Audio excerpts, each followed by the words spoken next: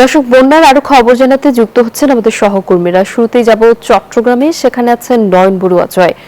জয়, আমাদেরকে জানাবেন বন্দর নগরীতে বন্যা পরিস্থিতির সবশেষ কি তথ্য এই মুহূর্তে আপনার কাছে আছে?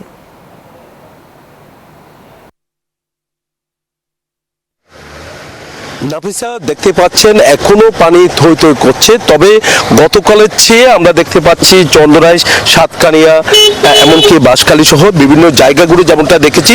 সাতকানিয়াতে এখনো পর্যন্ত পানি আছে, তবে চন্দনাইশে পানি নেমে গেছে, একই সাথে বাঁশখালীতেও কিছুটা উন্নত হয়েছে।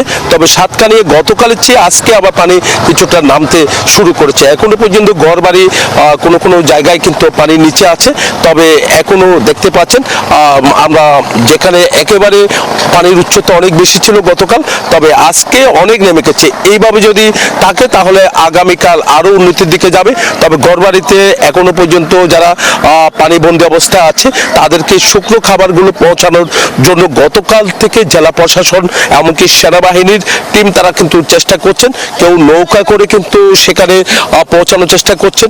আবার এখানে একমাত্র যেহেতু সড়ক পথে কিন্তু আসলে এখনো পানি রয়েছে, তার কারণে নৌকা করে কিন্তু চলাচল করতে হচ্ছে। এখানে যারা বাসিন্দা রয়েছেন, যারা আশ্রয় কেন্দ্রে ছিল, তারা আবার কেউ কেউ বাড়িতে ফিরেছে।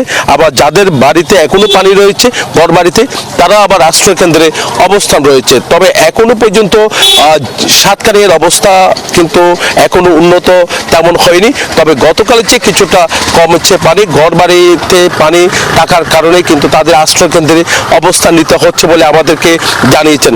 এখানকার মানুষের যে একটা অভিযোগ আমরা দেখতে পাচ্ছি, কেন বৃষ্টি যদি বেশি হয়, একই সাথে পাহাড়ি ঢল যেমনটা নামে, তেমনিভাবে বৃষ্টির পানি যখন যোগ হয়, জোয়ারের পানি যখন যোগ হয়, তখন কিন্তু দেখা যায় এরকম বন্যায় কিন্তু প্লাবিত হয়ে যায় পুরো এলাকা।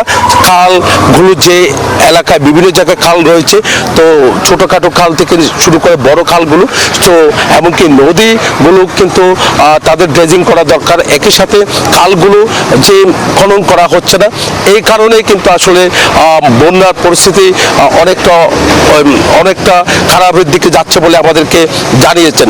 একই সাথে চট্টগ্রামে সকাল থেকে কিন্তু আমরা দেখতে পাচ্ছি বৃষ্টি অব্যাহত রয়েছে। এরকম বৃষ্টি যদি আবার অব্যাহত থাকে তাহলে আবারও কিন্তু পানি বাড়তে শুরু করবে বলে মনে করছেন এখানে যারা ভুক্তভোগীরা। এই ছিল আমার এখানকার সর্বশেষ। ফিরে যাচ্ছে আমার সহকর্মী অপেক্ষা করছেন বান্দরবানে, সেখানে আছেন সম্রাট। আমরা জানবো সেখানে বন্যার পরিস্থিতি সম্পর্কে আমরা একটু জানতে চাচ্ছি কি অবস্থা।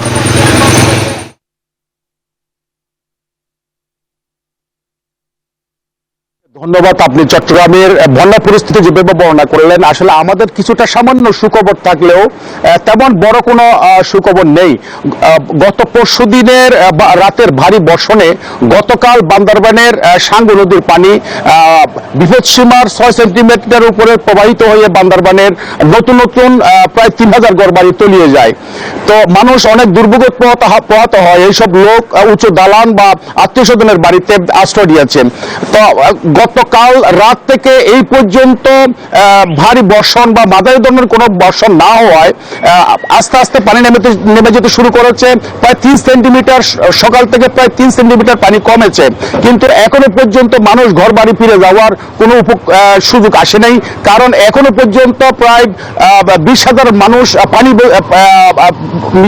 মানুষের বাড়িঘর পানির নিচে তলিয়ে আছে। এখনো পর্যন্ত প্রায় 2 লক্ষাধিক মানুষ ঘরবন্দি হয়ে আছে। এই ছিল বান্দরবান থেকে আমার সর্বশেষ তথ্য। চলে যাচ্ছি স্টুডিওতে নাফিসের কাছে। নাফিসা। সম্রাট, ধন্যবাদ আপনাকে আমাদের সঙ্গে যুক্ত হবার জন্য। Bashundhara public school and college 2026 শিক্ষাবর্ষে ভর্তি চলছে।